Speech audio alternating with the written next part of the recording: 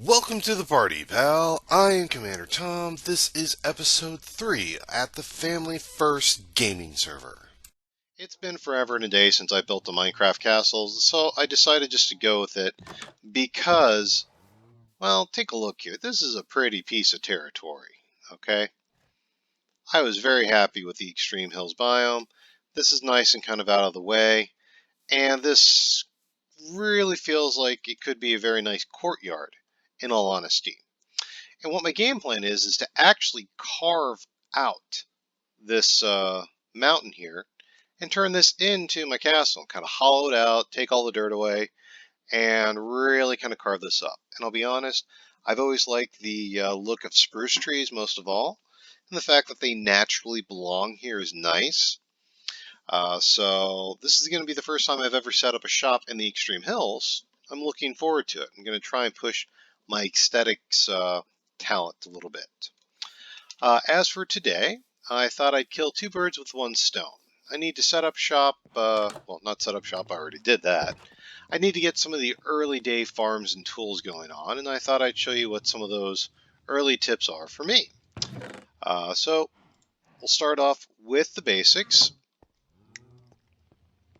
Okay, number one, a little bit of living area. Yeah, get yourself a bed for a respawn point, a little bit of decoration, but most of the time I live in a shop, mostly like a little storage area going on there.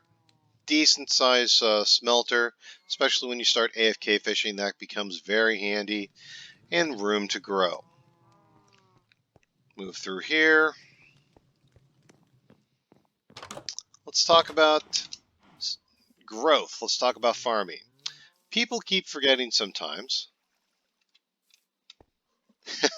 Minecraft Dad and Evil Gamer Mom are talking about a Blood Moon mod. I'm going to go ahead and keep working through this. So, this is your classic 9x9 farm. This is one of the reasons why I always recommend your early game tool. Probably one of the first 9 pieces of iron you get, you turn into your bucket, because that bucket of water is so useful. And if you're trying to grow as many crops as fast as possible, as soon as you have a second crop, wheat and then grass, or not grass, wheat and then carrots or potatoes or even beetroot, even if you don't eat it, if you just go in rows, this will increase your growth time. They will grow faster. And if you're going to be doing, a big marathon day where you're going to be on the server, pretty much most of the day, you can get a lot more crops in that kind of time frame. All right, we're getting to be dark. They talk something about a moon here. I'll be courteous.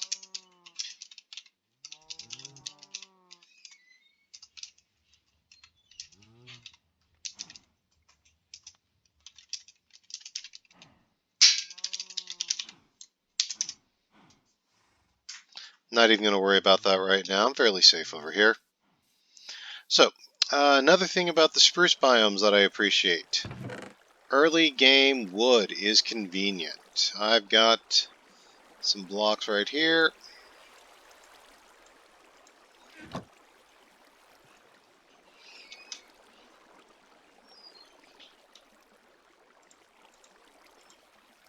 In fact, here, I'm pretty heavy in my trunk here, so let's go ahead, empty out some room. Again, ender chest, that's another tip right there. That is the early game shulker box. You can tell I was in the middle of about 3 different projects, so I've got too much junk in my trunk.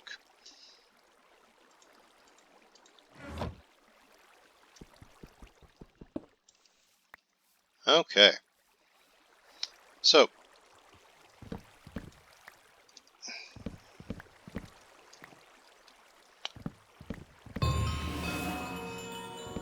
wow, that's loud. I'm going to have to fix that volume sometime. Anyway, one of the things I like about the areas where the spruce grow naturally is you can get then enough saplings to really start growing giant spruce trees. And then that's a very simple way to get a lot of wood on a fast time frame. And then when you've got any of these these 2x2 trees, I know Exuma even has done time test, and actually cutting your way up is the faster way to chop the tree, because the entire time you are chopping the tree. Alright, you're not dropping ladders, you're not putting scaffolding up, you're not adding blocks that you're going to have to break, you're chopping it as you're climbing it.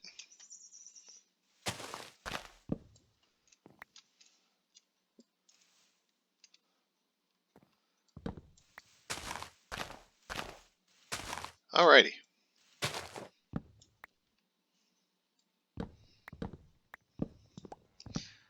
And then the way down is pretty woohoo!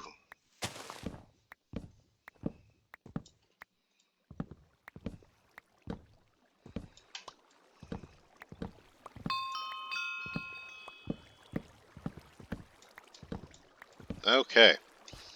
And you will see this water ring around it is really just what I use as a sapling collector.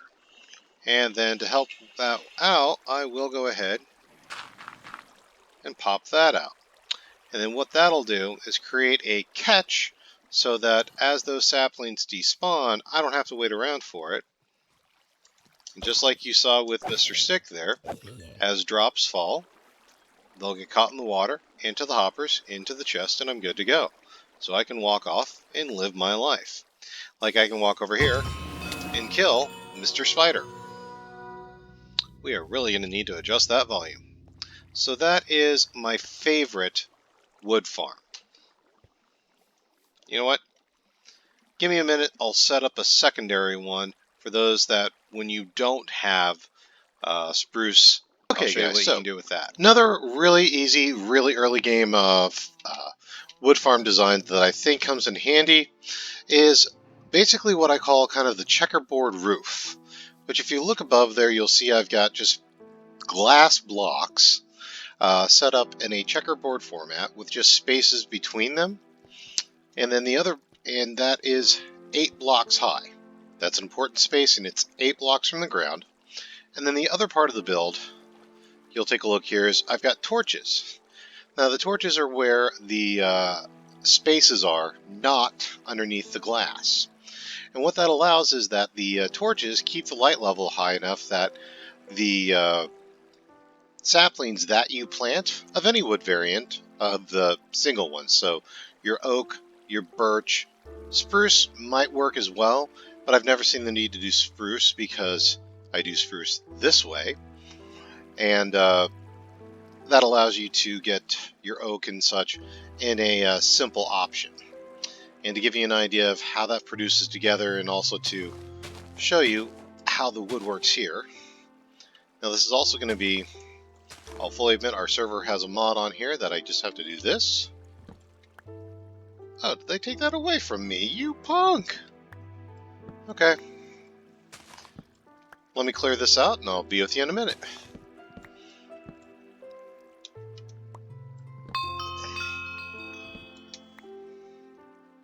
Okay, no, they didn't take it away from me. It's shift, just not control.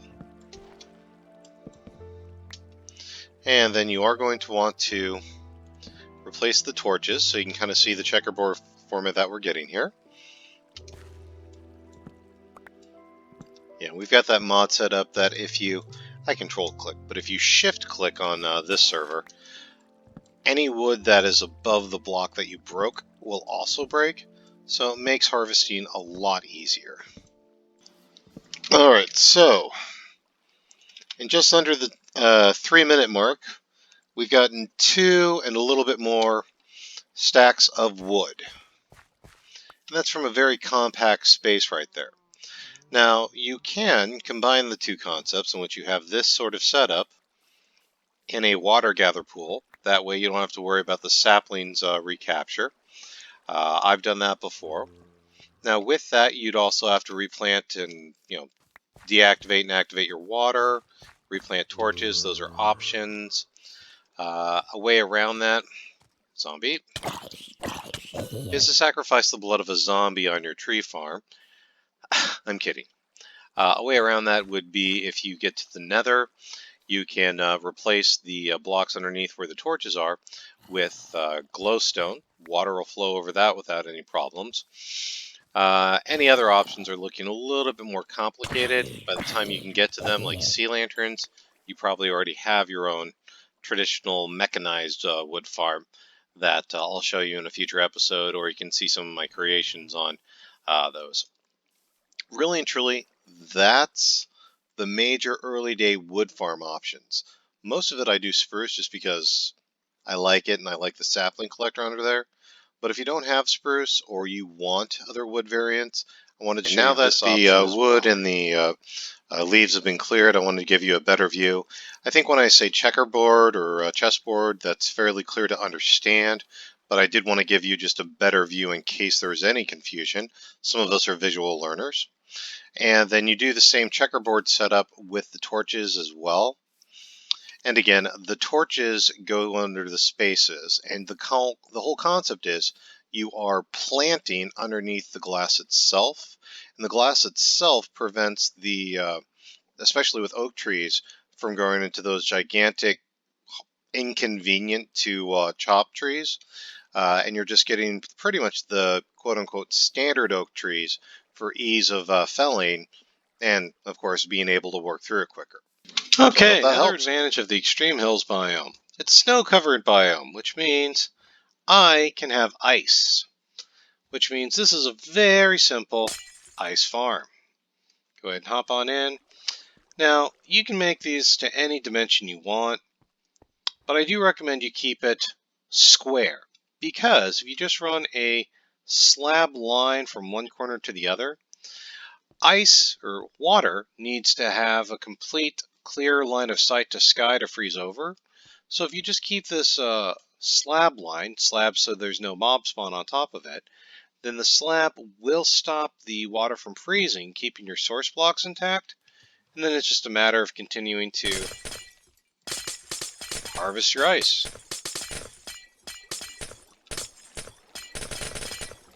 Now you will notice I am using,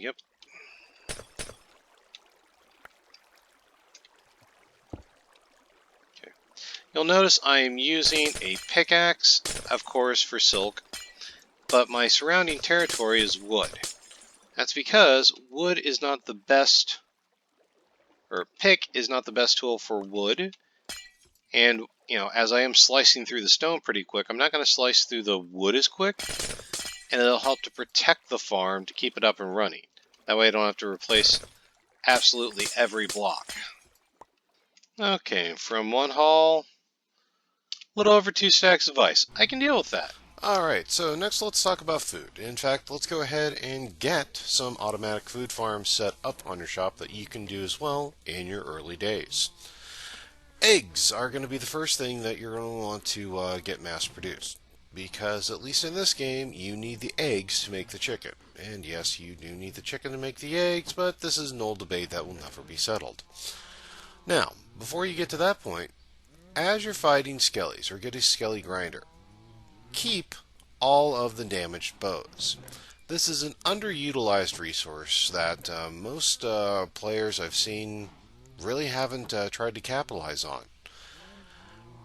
Damaged bows can be used to make dispensers, like that. And a little crafting trip, make a stack of droppers, then add the bows in. That makes crafting these up a lot quicker. Yes, I know it's not one click and done, but this does save steps, and so this makes it work a little bit smoother. And especially since these are all broken bows that are just from skellies that I've killed one way or the other, I'm not investing a lot in string, and it's not like I'm even investing anything in wood, even though we've shown we can do that. So this is a simple way to get some bows set up and get supply built. Now do keep in mind you're just using the Skelly's bows, not your own enchanted bows. I've done that. It sucks. Alright. Let's take a look here. Eggs. I got some glass somewhere, sure. Carpet, I need that. Oh, I do have my glass down there. Okay, yes, I'm good. Alright, so first we're going to start off with an egg farm, because just a couple of stacks of eggs that we have are not going to make a very productive chicken farm, because remember, it's not a guaranteed spawn on the chickens. So get down a chest, drop a hopper on top of that, and I like to put carpet on top of that to just keep the chickens from falling down into the hopper and potentially escaping. We're going to go ahead and close off that space, circle it with some glass or other blocks. And you can do it with one, but I usually prefer two, because that way if I need to open it up or anything, they're a little bit more contained. And then what I like to add in here is a dispenser pointed down, and that's pointed sideways. Hang on. Okay. Put a temporary block to click against. I want the dispenser pointing down. 1 second. This is one aspect I hate about the game, when you can't get the target. There we are, facing down, facing directly onto the hopper. Perfect. Okay. So we've got that contained space. Let me clean up this extra piece of glass. Alright. Forgot. Let me grab a button. Button. Perfect. Alright, so what we have now is a contained space that we can drop these eggs into, and a system then to dispense it, and they're going to be contained. Alright. Give me a couple seconds. This is what I mean by it wasn't guaranteed spawns. Let's start with the egg farm. Give me a few minutes to get this pumped out. Like this. Alright. So keep pumping it out, and you can see how, I think it is about 1 out of every 8. You do get the chicken drop. So that's a convenient, simple way where you're not just standing and throwing eggs in and the chickens are running around. Just use a dispenser dropper to get those eggs spat out into your hatching area, and then you've got everything contained. Alright, and once you've got chickens in there, if you give it some time, AFK around it, or just operate around it, before too long, you'll have a whole dang chest full. Once you've got a whole bunch of eggs, now it's time to start talking about upgrading to a chicken farm. An actual fully automatic fried chicken farm. And I went ahead and dug things out a little bit so you can see what we're talking about. I dropped in a few of these blocks to help give you some space dimensions. It is just a 3x3x3 hole. Okay? But keep in mind you are going to need to spit that out forward a little bit. And we'll take 2 more of those dispensers and drop them directly on top here. Forgot my slab.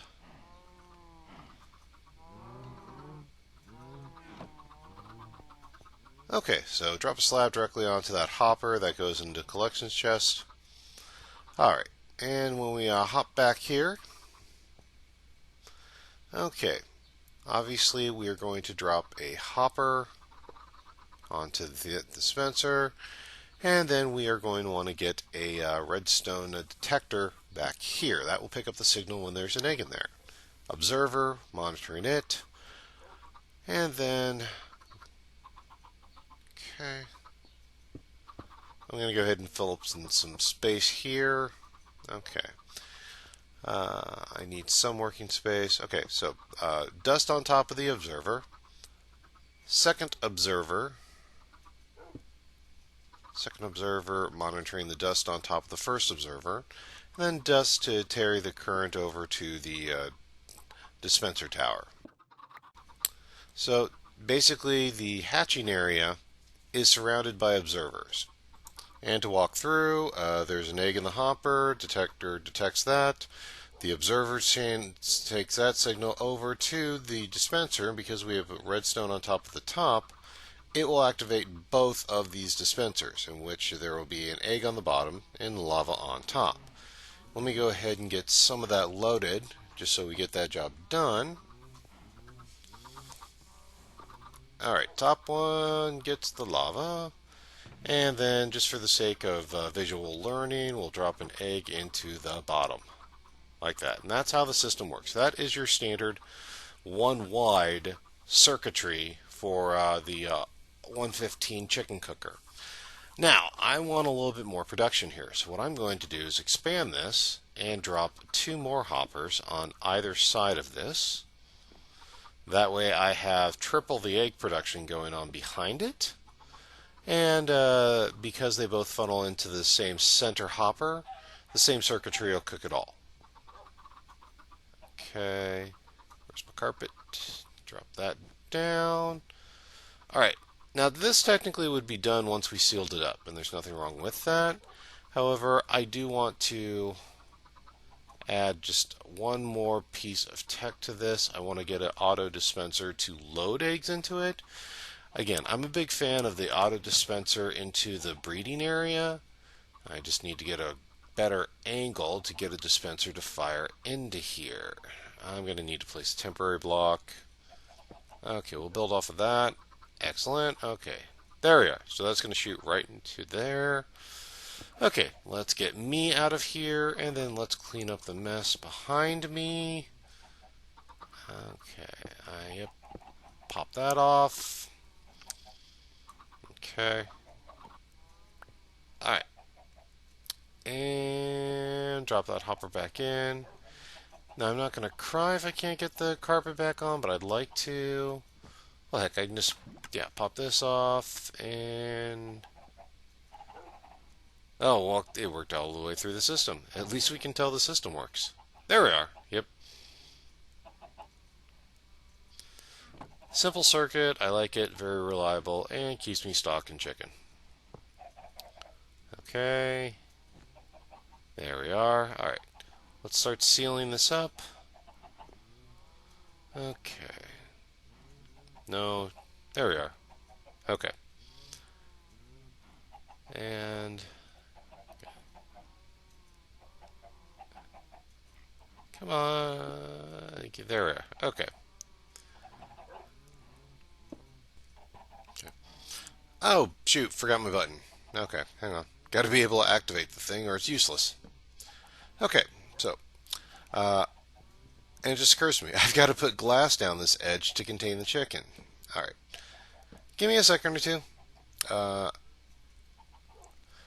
Because I'll be totally honest, this is the first time I'm adding the dropper trigger onto my chicken farm. I always do it for the egg farm, but it occurred to me last time, dude, I should just do that here. So, yeah, I'm kind of designing on camera. Not the smartest thing to do, but it's what I'm doing, and I think you guys can forgive me for this once. We need to contain the chicken cooking area, so we're going to go ahead and put some glass into that. Okay. And there we are. Shift. Shift is your friend. Okay.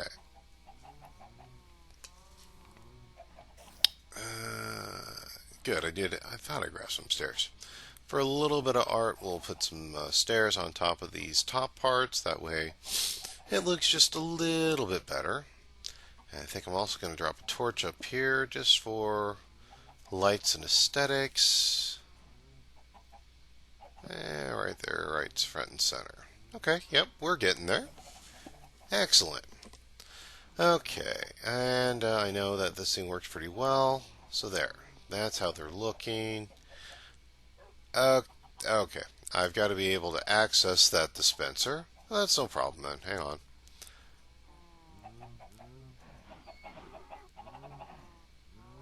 Get some eggs to access it with. Okay. Pop that off. Okay, yeah, that's no problem. Side access. Fill it up. Okay. And then button. Where's the button? Here we are. Okay. There we are. Alright. Now we just go to the standard process. Just make sure I'm targeting on the button itself. Yep, that'll work. Okay, I'm going to do the grind. You skip the time. I'm going to go ahead and drop all these eggs into the breeding area, and we'll kind of see how the process works. And I'm also going to switch this out with the stone button because I forgot that wood has that longer delay, and I want this to go as quick as possible. So let me pop that on there, and now I'll do the grind. I'll catch up with you in a second. Alright, I have actually dropped all those eggs into the farm. And I suppose if the random number generation gods are really torqued me, it's possible that no chickens spawned. I can't tell audibly because I've got the egg farm right next to me. So I'm going to do a quick visual. And there we are. All my chickens are all nice and in there. They, of course, need to grow up just a little bit before they actually start making eggs, so we'll seal them up. And then I just need to cover that up for aesthetics. I want to leave that in there in case I want to load more chickens into the future. But that is your full auto AFK chicken farm. Next on the list, we need to get some of the standard farms on here. As kind of shown earlier on the title, there's 4 major crops I want to automate. This is going to be the beginning of our reed farm. Not our reed farm, bamboo.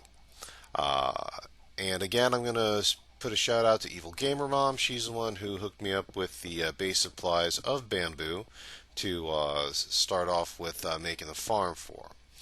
And for the bamboo farm, I'm going to go ahead and just do my standard sugarcane farm, which I'll be building next. So this is something that most people are going to be pretty familiar with. Now this is going to be old school piston style. Not going to use any slime blocks because I have no slime farm. In fact, that was one of the great challenges of the farm designing I had in my head over the last few days is no one has any slime yet, so all these designs for today are going to be slimeless. No, not even sticky pistons. And that's one of the reasons why I thought I'd just embrace the early day design to show you a few tips and tricks for what you can build without slime. Just going with a standard 8 down for the water row.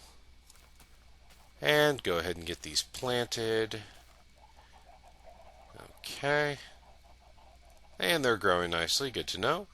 Alright, next we mirror up this right side to be like the left side, so I'm going to go ahead and pop off that.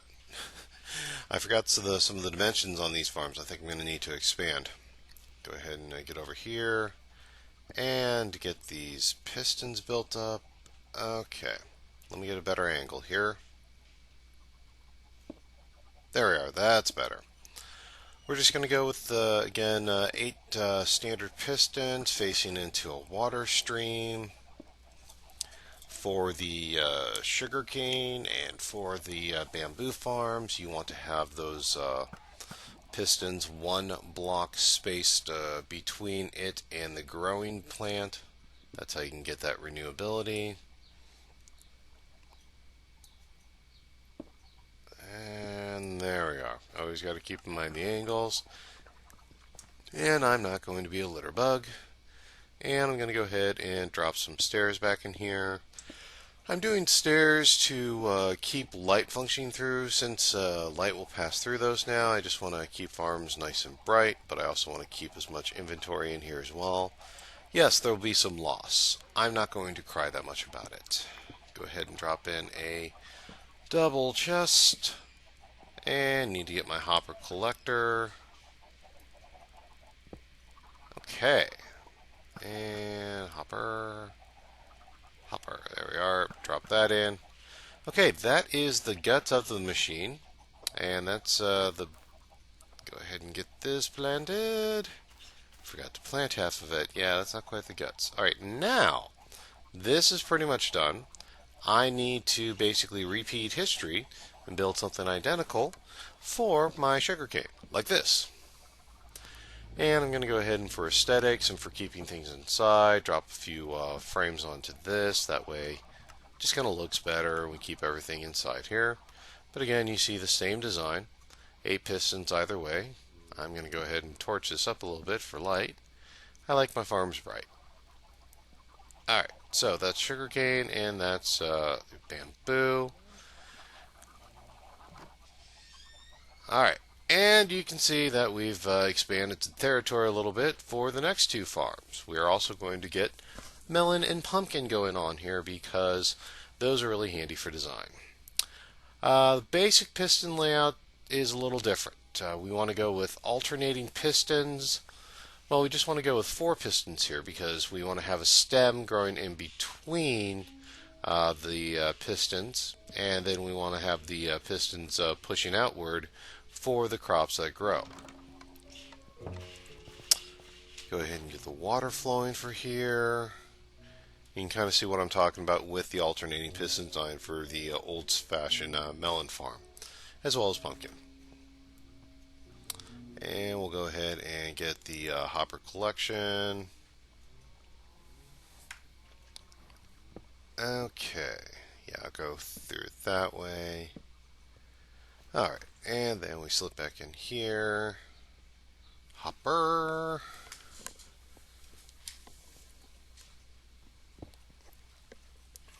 Okay, there we are. Okay, and you can tell then I mirrored it up to get the right side built, and we duplicated it then. So we've got one for pumpkins and one for melons. Now I need to actually start planting these things, and we'll start off with this one and make it the pumpkin farm. So remember that you're planting your seeds between the hoppers because you got to grow the stem first, and then to whichever side that the crop grows, the pistons will push it out. And it just occurred to me I made this try to be grass when either way the grass is going to go away. I'm either going to till it away or it's going to lose the grass when the melons grow. So, oh well, I forgot about follow through. But if that's the biggest mistake I make today, I'm not going to feel too bad about it. Go ahead and bone meal these seeds to at least get the initial starter stems up. Nope, I'm not growing torches. Although torches are so cheap to make, I don't know if I would want to. If I could grow redstone torches, that would be different. Or quite frankly, if I could get the same ratio of torches, like making 4 for 1 stick and 1 redstone, whereas you get 1 as compared to when you use stick and coal, you get 4. I think that's I can't believe that that's not in the game already, but I am a minority opinion. Alright. Fill up this hole again. I did it again. I'm so focused on trying to make it look nice, I forget that this thing's going to lose it. Okay. Apologies, guys. I've been playing a lot of Minecraft today. Let me go ahead. Alright, get this back in here, and I really need to clear the junk out of my trunk again. I keep doing this. Too much junk in my trunk.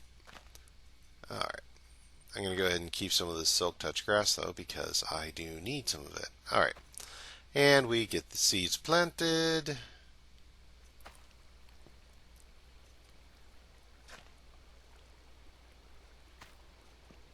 Okay.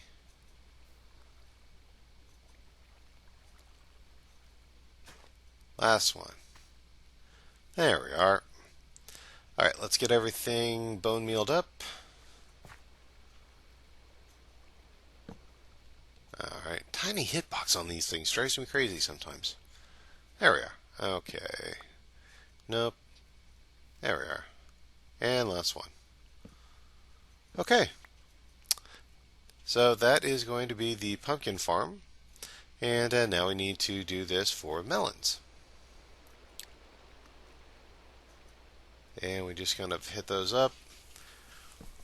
At some point I'm going to need to upgrade the skelly farm we have. It's a very manual one, but it's at least getting us the initial bones and bows and stuff we need for some of these designs. So it's the evolution of working your way up the tech chain. In fact, one of the main reasons I'm doing pumpkins is for lanterns for a slime farm. That's a very Alright, took the liberty of dropping in some redstone.